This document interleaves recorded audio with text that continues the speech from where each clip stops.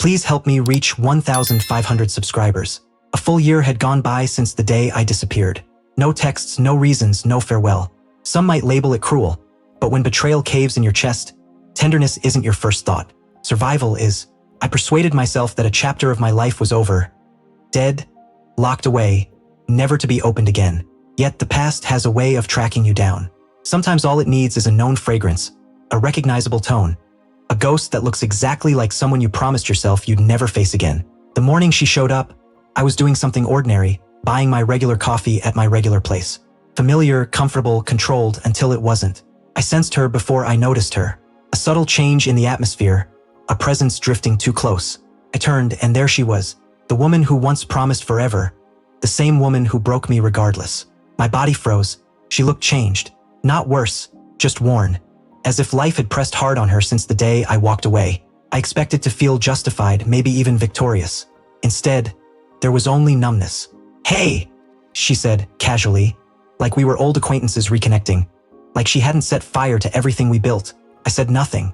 She moved nearer. Could we talk? This wasn't how I imagined it. In my version, she'd moved on, erased me, sealed the memory shut. Yet here she stood, eyes filled with something. Remorse? Shame? Or maybe just emptiness? "Why now?" I finally asked. She stared at her fingers. "I couldn't stop thinking about you, about what I did." My jaw clenched, not with rage, but with that dull, lingering pain of a wound that never healed properly. Her betrayal wasn't explosive. No shouting, no dramatic exposure. It was quiet, small deceptions, late evenings, cold replies. Then the message she failed to erase. "I miss you already. Last night was perfect." I still remember how that line cut me open. That same night, I packed nothing, explained nothing, and left. No confrontation, no answers, only silence. And now she stood there, trying to mend what she herself had torn apart. "I made a mistake," she murmured. A harsh laugh nearly escaped me. "A mistake is losing your keys, not climbing into someone else's bed while I drained myself building the future we planned together." "What do you want?" I asked. She met my gaze, gentle and desperate.